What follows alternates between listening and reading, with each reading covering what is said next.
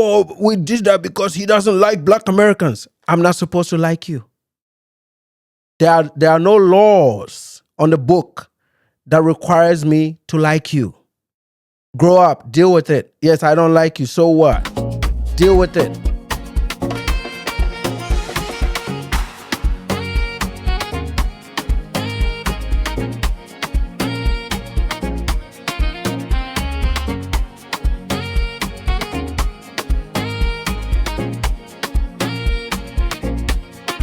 Well, we haven't reacted to Nick Fuentes in a long time. Well, here's the thing. When something like that happens, these like interracial killings, the only thing you're allowed to say as a white person is, well, if the shoe were on the other foot, there would be outrage. You know, that's the only thing you're allowed to say. They say, if it was George Floyd, people would be marching, rioting. When a white kid is killed, no one does anything. And I said, you know, but that's really not saying anything. You know, that's a sentiment which it really just says, well, the left is hypocritical. There's a double standard on race, but it doesn't really express, in my opinion, what white people are feeling. What white people are feeling is, why are we putting up with this stuff? You know, and it's like you said, you move to a white neighborhood, you make money. We live in America. It's 21st century. We don't want to deal with these problems. And it just so happens that it is these young black adolescents that's doing it. You know, I've said that it was in one of my videos. I said that the white man in America is the most tolerant white person in the world right now. I'm not talking about history. I'm not talking about stuff that has happened. I'm talking about 2025, 2026. If you look across the world, and I've lived in Latin America, that racism there is special, all right? So if you look at white America today and the things that they have to put up with, you know, I'm like, I'm a black immigrant from Africa, and even I can't deal with it. So can you imagine what these guys have to put up with, right? Because I don't want none of this stuff. I don't want none of it. I don't want to be associated. I don't want to be labeled. I don't want to be called a certain group that I'm not part of. I don't want to embrace that culture. I don't listen to some types of music. I don't do anything that puts me in close proximity with that culture. And if you look at it based on my skin color, I'm supposed to be very, you know, like, okay, no, you can't say that. No. But I understand them. I really, really understand them. I've understood this for many years. And what I like about the internet and cell phones is now that it is putting this on full display for the whole world to see what we've been talking about. In Chicago and wherever. And so I went on my show after that killing and said, you know, like, we're just kind of done with that. We don't want to live near this. Because here's the problem as a white person. You can either be Daniel Penny or Austin Metcalf. You can either be someone that takes a stand and defends yourself, or you make a rash judgment and you're either in jail or you're a racist. If you defend yourself, you get charged with murder by a liberal DA, or if you're wrong, then you're a white supremacist, racist, you're super judgmental, you're canceled. Yeah, you can't just be a white guy who made a mistake. Exactly, exactly. Yeah. And then on the other side, if you're not racist enough or not careful enough, if you're Austin Metcalf, you make the mistake of confronting the wrong black adolescent, you're dead. You forfeit your life. And if that's how it's going to be, who wants to live in that neighborhood where you're walking down the street at night and you look over your shoulder, if you cross the street and it's a good black person, you're a racist. If you don't cross the street and they're a predator, you're dead. It's a no-win situation. Hey, this is why I've said, you know, I don't really pay attention to this race thing. I can't live around them. And I'm never apologetic about it. I don't care if I get fired. I don't care if I get canceled. It is the truth. I live my truth, okay? I don't want to be around it. Can't be around them. Well, first of all, it doesn't even make economic sense. You're going to lose, okay? You buy property around them, your property values are going to go down. Nobody wants to invest around that place. It is essentially economic suicide if you did. So I don't see any economic benefit except for, you know, coming online to say, oh, I live with my black people. Let me tell you what. All my critics on YouTube don't even live in black neighborhoods. They don't. They may have a few black people around them, which I also do. A few black people around me of the same socioeconomic class. But the dudes that are the most critical, big race hustlers, you know, these Afro think tanks and all these people, they may live in cities, you know, like the DMV that has a lot of black people, or DC or Maryland, right? But if you carve out their neighborhoods, they are not predominantly black neighborhoods. They are not. They won't live in what we call the hood, the ghetto, or predominantly black suburbs. If there's a thing like that, I don't care to know. I don't care, right? I'm not here to use my life as an experiment. I just go with the data and I go with my eyesight and my, maybe call it perceived bias. But I can look and I can read and I can tell that when you reach a certain socioeconomic status, there's certain places that you should not be. All right. And predominantly black neighborhoods is one of those places because even they don't go there, right? The people that are from there, they're off there of the place, they don't go there. So why should I? And it should be very okay to say that, but they won't even allow you to say your own piece. No, because obviously not every black person's a predator, and Right. but there are these opportunists that are they're crawling the streets at night looking for people not paying attention, young girls, young men. Yeah. And so I said on my show, I said white people don't want to live near black people if that's what it's. Yeah. That's not a lie. And I know this was a big deal when it said that during the Carmelo Anthony situation. Well, I'm black from the black factory from Africa, and I don't want to live around them. I never have, I never will. You can't even pay me to do it. When I list the things that I need to accomplish in life, that's the one less thing that I have to worry about. I'll never think about it. I'll never consider it. And by black people, I mean the blacks of the Americas, right? The blacks of this land. I would live amongst Ghanaians. I would live amongst Caribbean folks. I would live amongst Haitians. I would live amongst other black groups from Europe that have migrated to the US, what I call black immigrants. I live in a neighborhood that has a substantial amount of black immigrants of a certain socioeconomic class. But the guys from I'm not doing it. I'm not. And I think that's what they mean by black people. You got to make the distinctions very clear, right? There's a delineation effort. And these are some of the advantages that it gives us because it makes you know who are those and who are not those. And I just won't do it. I really won't do it if, predominantly black school, I'm not going. I tell my folks on YouTube, black immigrants, I tell them, don't go to HBCUs. Even if there's an economic advantage to do college on the cheap, don't go because you're going to build a network of people that can compete at the highest level.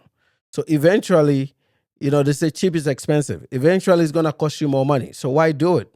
Just go to a state university. Go to a regular state university that has some diversity, that has everybody, so that you can build out a broader network of all people and not necessarily based on race. My network is not about race. My network is about people with common interests.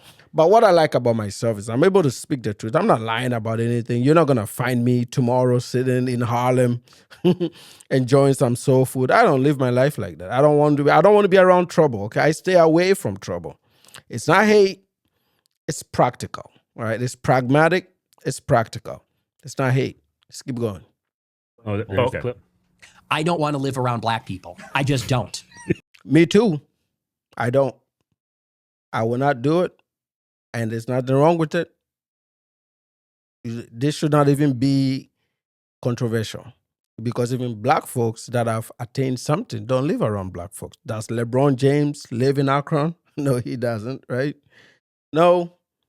Why would you do that? Even for your own for your children's safety, for your children's future, for your schools. I mean, those schools are run down. We saw in my video yesterday, they can barely read. They can't do math. Only 18% of black youth can read by the 8th grade. 18%. It's single digits for math and arithmetic. What am I going to do being around something like that? You can't just be around depressive systems. You cannot be around people that are always at the bottom. You can't be around people that view everything in the lens of race and hope and expect that something will be given to them. I don't think that's a good way to live. It's a very depressive way to live. You're supposed to enjoy life. You're supposed to enjoy the beauties that come with life, not to be dealing and, dodging bullets, hiding under beds, sirens all over the place, noise, teen takeovers, fights breaking out. No, I'm not doing it. I'm not doing it. The hell with it. It would be irresponsible if I had a wife and kids Right. to live near black people. Exactly. That's exactly what I just said. Especially if you have wife and kids. Why would you want to do that to your children? God will punish you for doing that. It is absolutely insane.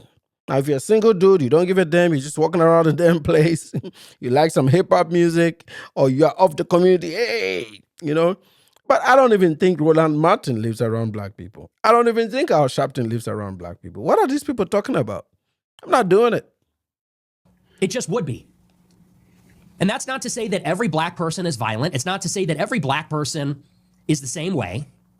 But we watch the news. We read the papers. When you drive downtown in Chicago, you know who you got to look out for and worry about when you're thinking about whether you're going to get carjacked, when you're worried about catching a stray bullet, when you're worried about who's going to pull up on the side of the road and literally shove a rifle in your face and steal your iPhone or shoot you point blank, execution style, in Lincoln Park. We know who's doing it.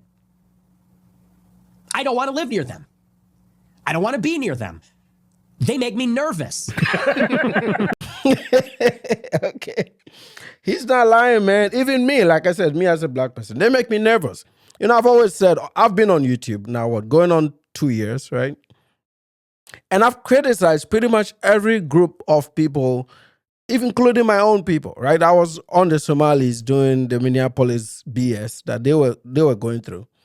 Not a single Somali man threatened me, right? And I went hard on the Somalis when when the fraud whole thing happened in Minneapolis. You criticize black folks, and all of a sudden you get death threats. People put your addresses up. People put your government names up in group chats. People even threaten your children for just having an opinion. Like, oh, we did that because he doesn't like black Americans. I'm not supposed to like you.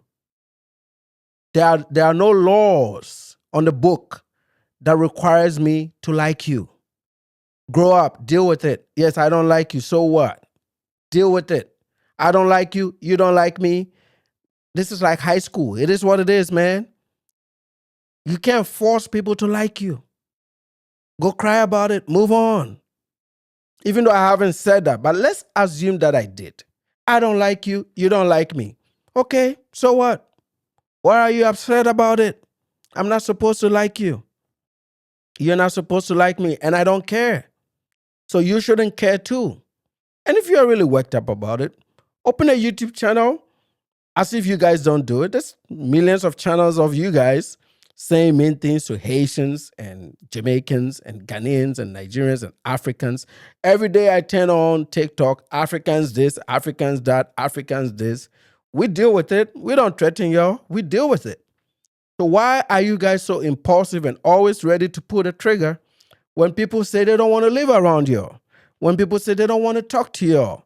When people say they don't want to do anything with you? It is okay. Accept it. You can't force people to be your friends. If they don't want to be your friends, accept it and go find your own friends. Go make friends in your own community. This should not even be up for debate. This should not warrant the death penalty just because somebody doesn't like you. Oh, he doesn't like black people. Well, go F yourself. I'm not supposed to like you. I like me and my people, okay? You should like you and your people. I report on the news. I just come on YouTube to have an opinion. And yes, I have some wild opinions, but it doesn't warrant the death penalty, all right? I have an opinion. If you don't like my views on things, don't listen to me. Keep my views at 400. Those are the people that want to listen to me. Let them listen. You don't have to worry about it. Oh, these Africans don't like us. We're not supposed to like you, and you're not supposed to like us either. It is what it is, man. It is what it is. Nobody is required to like somebody. That should not be the basis of intimidation. Nobody is supposed to like you. And you're not supposed to like everybody either. That's just how life works. I don't like the things y'all do. Not everybody does it. You want to always classify and clarify that. For me, I usually have problems with the degenerates. I don't have it with regular black folks. I don't. But even the folks I call regular will sit up here and threaten me just because I have an opinion. So I'm like, oh, you know what? We'll just put you all together, right? Because I don't know who is who, and I'm not here to investigate and litigate and to make other people feel good. My role here is not to make people feel good. I just have opinions, all right? And you have opinions too. At least I do mine a little bit more respectfully. But there's certain things that are really, really truthful, and I really mean it. I'm not putting on a character that doesn't exist in real life. This is just me. There is nothing economically that will make me live around these people. I just won't do it. I won't do it even for the sake of my children. I won't do it. I mean, what is the benefit just to say that, oh, I live around black people? What is that going to do for me when I'm dodging bullets and I'm hearing sirens and the neighborhood grass is not cut, the HOA is non-functional, you know, and then there's drugs and all this stuff that goes on. I don't want to be around that. I work so hard so that I don't put myself and my children in that environment. Because if you remember, we spoke about the gene-environmental interactions. Okay, so these are the gene-environmental interactions, which means that we, as black people of the world, we have a gene that is very impulsive and has us prone to commit crimes. But you lessen your probability of committing these crimes if you separate from the environmental factors such as bad parenting, poor neighborhoods, exposure to crime, peer pressure, stuff like that. So as a parent, if you can take your children away from that, you've done your job. You've reduced the likelihood for your kids to commit crime. So why, knowing this, will I go put my children in that environment? Okay, yeah, it doesn't sound nice to say, but practically that's what affluent black people do. That's what up-and-coming black people do. They don't live around their own for obvious reasons. And it has to be okay to talk about it, you know? That's a survival instinct. And the way this story unfolded, it's sort of interesting. Apparently, this white student, this Austin Metcalf, confronted a friend of the killer, presumably black also, and said something like, hey, you're sitting in the wrong spot. You're in my spot, something like this. And that's when the black guy jumped in and stabbed him to death. Unfortunately, we just don't know. When you're on the subway, when you're driving in your car, when you're in the city streets, you don't know whether the black person in proximity to you is one of the good ones or one of the ones who is going to summon an unbelievable, I mean, literally, for people like us, an unthinkable level of spontaneous brutality, senseless and merciless violence in an instant. We don't know. There's ambiguity. You're sitting on a subway. You look across. You see someone acting strange or aggressive.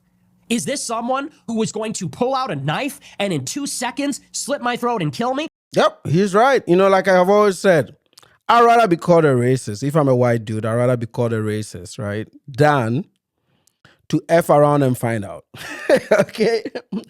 So proximity is a problem, especially if you're Caucasian or Latino or the other groups, even nowadays, even immigrant groups, right? Proximity is a problem. So when you isolate, then you reduce the risk of being harmed. Unless they sort you out. They literally come out, they're looking for you because you said something on the internet they didn't like. But outside of that, if you're not a commentator, you're not on YouTube or you don't say certain things and you just stay within your black immigrant groups and your black immigrant communities or your white communities and Asian communities, the fact that you're not in close proximity reduces the risk of you being a victim by almost 80 to 90%. It just does it automatically. Okay? Because I'm not sitting here in this cozy neighborhood worried about ninjas. No, I'm not. They're not here. They're not here. Unless they really plan it out to come and rob from the rich folks, is what they typically say, right? But they're not here. So therefore, I don't have to worry about them. I don't take buses. I don't take trains. The closest I get to them is airports, but the airports are a bit more secure, right? So I don't get close to these things. I deliberately map out my day so that I avoid these people. I do it. I technically map out my day and processes to avoid these people. So I don't drive around a lot. I don't go to downtowns. My life is pretty routine up until maybe I leave the US, I go to Latin America or Europe or Africa. Then, I get really, really outside like that. But while I'm in the US, I stick to strict tasks. I have tasks set out. My children's taekwondo, my children's swimming lessons, my children's Kumon classes, picking them up from school, dropping them off. All these places that I've said are still suburbia. They're not around these people. So already 80% of the things I do outside the house does not involve these people. So therefore, I don't really come into contact with them. I don't. I may see them at the grocery store if they've come all the way up this way to work because the jobs are here and opportunities are here. But it's still low risk because there's very few of them.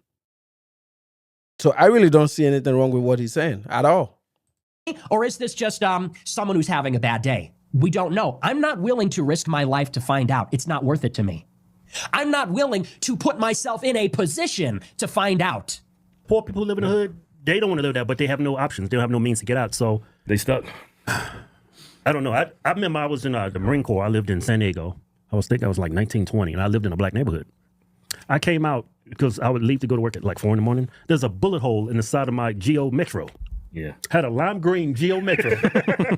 That's how I learned how to drive a stick. Yeah. And it had a bullet hole in the side of it. Yeah. I get in the car, I turn around, I go up to the stop sign, which is maybe about 100 feet away so I can get on the freeway. There's a prostitute right there. And she looked at me like this, and then she said, I was like, she must have just got done sucking somebody off. And I lived in black neighborhoods, and I was like, when I was growing up, I said, man, when I get the money, I'm going to live in a white neighborhood. That's the thing. Yeah. Black people don't want to live in black neighborhoods. But it's only part of when white people say it, though. Right. Exactly. That's just what we talked about. The only time is a problem is when somebody says it, right? Either you're a black immigrant because you're not from here, you say it, oh my God, look at him, he's cooning, what a coon. No, it's common sense, you're dummy. Every time that you're being criticized, you make this about, oh, he loves white people. No, I compete with white people. I compete with everybody. I don't see race like that, okay? I know what is right from wrong. That is the basis of all these debates. It's just about right or wrong. I don't move in the lens of race, okay? If you're a dummy, I don't care how black, you can be the blackest human being on the planet and I'm not around you. I don't want to be around you, okay? So obviously, America is one of these places where everything is about race. It gets too heated and sensitive. But at a grand scheme of things, Nick Fuentes is not wrong at all. He's not. And, for voices like this cannot even be on YouTube because of all the crying that these black folks been doing, right? Crying all over the damn place. Like, oh, they don't like us. Oh, he's racist. They always put labels on people, right? And even us now, Africans, they started putting labels on us. Continental African. What continental African? There's no continental African. Where's Africans? Right? We are the pure ones. What do you mean continental? Right? There is no 2% in this one. This is 100, right? But we have to deal with it. We got to deal with it. And then now you have these fringes, the Tariq Nasheeds and all these other guys that also don't live in black neighborhoods, by the way, right? But they seem to have an issue with it when this comes up. But hey, the field is open. Right? It's diaspora wars. The field is open. This is the rare opportunity that black immigrants have to speak their mind. Okay? When these wars die out and they get resolved, what I'm saying today is going to sound really taboo, right? So why wait for it to be over? Say it now. Say the most things you want to say now. Because I believe that we may never have a chance again to say these things. That's why I'm like, you know what, you got to get it in. When I see stories like this, I know that I got to get it in. Oh, and here's what I always say. The problem is not black people's blackness, which is the issue. If you guys move next door, it wouldn't be a problem because I know you guys are going to be gangbanging or whatever.